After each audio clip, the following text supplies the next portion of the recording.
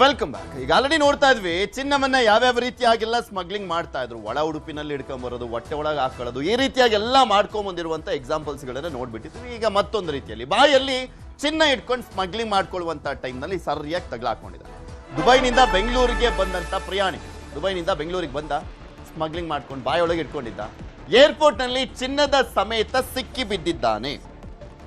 ಚಿನ್ನದ ಸಮೇತ ಸಿಕ್ಕಿ ಬಿದ್ದಿದ್ದಾನೆ. ಆಲ್ರೆಡಿ ನೋಡಿದ್ವಲ್ಲ ನಾವು, ಸಾಕಷ್ಟು ಪ್ರಕರಣಗಳನ್ನು ನೋಡಿದ್ವಿ. ರನ್ಯಾ ಕೇಸು ಕೂಡ ನೋಡಿದ್ವಿ. ಈಗ ಇಲ್ಲೊಬ್ಬ ತಗಲಾಕೊಂಡು ಬಾಯೊಳಗೆ ಇಟ್ಕೊಂಡಿದ್ದಾನೆ. ಪ್ರಯಾಣಿಕನ ಬಾಯಿನಲ್ಲಿ 2 ಚಿನ್ನದ ಕ್ಯಾಪ್ಸೂಲ್ಸ್ಗಳು ಪತ್ತೆ ಆಗಿದೆ. ಅದು ಎಷ್ಟು? 82 ಗ್ರಾಮ್ ತೂಕದ ಚಿನ್ನ. 82 ಗ್ರಾಮ್. ಈಗ ಗ್ರಾಮಿಗೆ ಎಷ್ಟಿದೆ ಗೊತ್ತಲ್ಲ. ಈಗ 82 ಗ್ರಾಮ್ ಚಿನ್ನದ ಕ್ಯಾಪ್ಸೂಲ್ಸ್ ಅನ್ನ ಪ್ರಯಾಣಿಕ ತಗೊಂಬಂದಿದ್ದ. ಆತನ ಹೆಸರು ಮೊಹಮ್ಮದ್ ಸಿರಾಜ್ ಅಂತ. ಆತನನ್ನ ವಶಕ್ಕೆ ಪಡೆಯಲಾಗಿದೆ. ದುಬೈನಿಂದ ಇಂಡಿಗೋ 6E1486 ವಿಮಾನದಲ್ಲಿ ಬೆಂಗಳೂರಿಗೆ ಬಂದಿದ್ದ ಮೊಹಮ್ಮದ್ ಸಿರಾಜ್ ಬಾಡಿ ಸ್ಕ್ಯಾನರ್ನಿಂದ ತಪ್ಪಿಸಿಕೊಳ್ಳಬಹುದು ಅಂತ ಭಾವಿಸ್ಕೊಂಡು ಬಂದಿದ್ದ. ಬಾಯಲ್ಲಿ ಚಿನ್ನ ಇಟ್ಕೊಂಡಿದ್ದ. ಪ್ರಯಾಣಿಕರನ್ನ ಕೆಂಪೇಗೌಡ ಇಂಟರ್ನ್ಯಾಷನಲ್ ಏರ್ಪೋರ್ಟ್ ಪೊಲೀಸರವರು ಈಗ ಆಲ್ರೆಡಿ ವಶಕ್ಕೆ ಪಡೆದ್ರು, ಹಸ್ತಾಂತರ ಮಾಡಿದ್ದಾರೆ ಸಿಐಎಸ್ಎಫ್ ಅಧಿಕಾರಿಗಳಿಗೆ. ತಗಲಾಕೊಂಡಿದ್ದಾನೆ.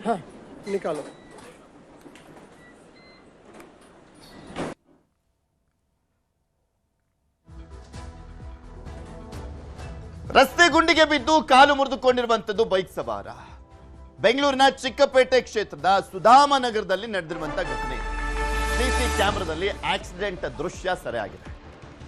ರಸ್ತೆ ಗುಂಡಿಗೆ ಬಿದ್ದು ಕಾಲು ಮುರಿದುಕೊಂಡಿರುವಂತದ್ದು ಬೆಂಗಳೂರಿನ ಚಿಕ್ಕಪೇಟೆ ಕ್ಷೇತ್ರದ ಸುಧಾಮನಗರದಲ್ಲಿ ನಡೆದಿರುವಂತಹ ಘಟನೆ. 100 ಜನ ಬಿದ್ದು ಎದ್ದು ಹೋಗ್ತಾನೆ ಇದ್ದಾರೆ. ಕೈ ಕಾಲು ಮುರ್ಕೊಂಡು ಹೋಗ್ತಾನೆ ಇದ್ದಾರೆ. ಕೆಲವೊಂದು ಕಡೆ ಮಾತ್ರ ಸಿಸಿಟಿವಿಗಳಲ್ಲಿ ದೃಶ್ಯಾವಳಿಗಳು ಸೆರೆ ಆಗ್ತಾ ಇದಾವೆ. ಹಂಗಾಗಿ ಗೊತ್ತಾಗ್ತಾ ಇದೆ. ಕಾಲಿಗೆ ಆಪರೇಷನ್ ಮಾಡ್ಲಿಕ್ಕೆ ಹೇಳಿದ್ದಾರಂತೆ ವೈದ್ಯರು. ಇನ್ಯಾವ ಲೆವೆಲ್ಗೆ ಇರೋಣ ಆ ಗುಂಡಿ. ಎಲ್ಲ ಕಡೆನೂ ಅದೇ ಕತೆ. ಸೋಮವಾರ ಬೆಳಗ್ಗೆ 10:30ಕ್ಕೆ ಆಗಿರುವಂತ ಅವಘಡ. ಮೊನ್ನೆ ನಡೆದಿರುವಂತ ಘಟನೆ ಇದು. ಬೆಳಗ್ಗೆ 10:30ಕ್ಕೆ ಕುಟುಂಬದ ಜೊತೆ ಹೋಗುವಂತ ಸಂದರ್ಭದಲ್ಲಿ ನಡೆದಿರುವಂತ ಅನಾಹುತ. ಸುಧಾಮನಗರದಲ್ಲಿ ತನ್ನ ಹೆಂಡತಿ ಮೊಮ್ಮಗನ ಜೊತೆ ಬೈಕ್ನಲ್ಲಿ ಹೋಗುವಂತ ವೇಳೆ ಆಕ್ಸಿಡೆಂಟ್ ಆಗಿದೆ. ರೋಡ್ನಲ್ಲಿ ದೊಡ್ಡದಾದಂಥ ಗುಂಡಿ ಇತ್ತು. ಆದರೆ ಮಳೆ ನೀರು ತುಂಬಿಕೊಂಡಿದ್ದಂಥ ಹಿನ್ನೆಲೆಯಲ್ಲಿ ಮಗುಚಿ ಬಿದ್ದಿರುವಂಥದ್ದು 52 ವರ್ಷದ ವಿಶ್ವನಾಥ್ಗೆ ಸೆಂಟ್ ಮಾರ್ತಾಸ್ ಆಸ್ಪತ್ರೆಯಲ್ಲಿ ಚಿಕಿತ್ಸೆಯನ್ನ ಕೊಡಲಾಗ್ತದೆ. ನೋಡಿ, ನಿಮಗೆ ತೋರಿಸ್ತಾ ಇದೆ ದೃಶ್ಯಾವಳಿಗಳಲ್ಲಿ. ಗಾಡಿಲಿ ಹೋಗುವಂಥ ಸಂದರ್ಭದಲ್ಲಿ ಮಳೆ ಬೇರೆ ಬಂದಿದೆಯಲ್ವಾ, ಇಲ್ಲಿ ಗುಂಡಿ ಯಾವುದು ರೋಡ್ ಯಾವುದು ಅಂತ ಮೊದಲೇ ಗೊತ್ತಾಗಲ್ಲ ಬೆಂಗಳೂರಲ್ಲಿ. ಆ ರೀತಿಯಾಗಿ ಕಿತ್ತೋದ್ ರೋಡ್ಗಳು. ಬೇರೆದಕ್ಕೆಲ್ಲದಕ್ಕೂ ಕೂಡ ಪುಂಖಾನುಪುಂಖವಾಗಿ ಮಾತನಾಡ್ತಾರೆ ಮಿನಿಸ್ಟ್ರುಗಳೆಲ್ಲ. ಈ ರೋಡ್ಗಳ ಬಗ್ಗೆ ಮಾತಾಡಿ ಅಂದ್ರೆ ಮಾತಾಡಲ್ಲ. ಅಲ್ಲಿ ರೋಡ್ ಯಾವುದು ಗುಂಡಿ ಯಾವುದು ಗೊತ್ತಾಗಿಲ್ಲ. ನೀರು ತುಂಬಿಕೊಂಡಂತ ಹಿನ್ನೆಲೆಯಲ್ಲಿ ಪಾಪ ಬಿದ್ದಿದ್ದಾರೆ. ಆಪರೇಷನ್ಗೆ ಹೇಳಿದ್ದಾರೆ ವೈದ್ಯರು. ಉತ್ತರ ನೇಪಾಳದಲ್ಲಿ ಭಾರಿ ಪ್ರಮಾಣದ ಪ್ರವಾಹ.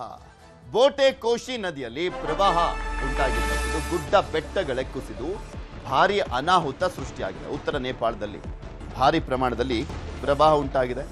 ಬೋಟೆ ಕೋಶಿ ನದಿಯಲ್ಲಿ ಪ್ರವಾಹ, ಗುಡ್ಡ ಬೆಟ್ಟಗಳೇ ಕುಸಿದು ಹೋಗ್ಬಿಟ್ಟಿದೆ. ಅಷ್ಟು ದೊಡ್ಡ ಮಟ್ಟದಲ್ಲಿ ಪ್ರವಾಹ ಸೃಷ್ಟಿಯಾಗಿದೆ. ಪ್ರವಾಹಕ್ಕೆ ಸುಮಾರು ಇದುವರೆಗೂ ಸದ್ಯಕ್ಕಿರುವಂತ ಮಾಹಿತಿ ಪ್ರಕಾರ 8 ಮಂದಿ ಸಾವನ್ನಪ್ಪಿದ್ದಾರೆ.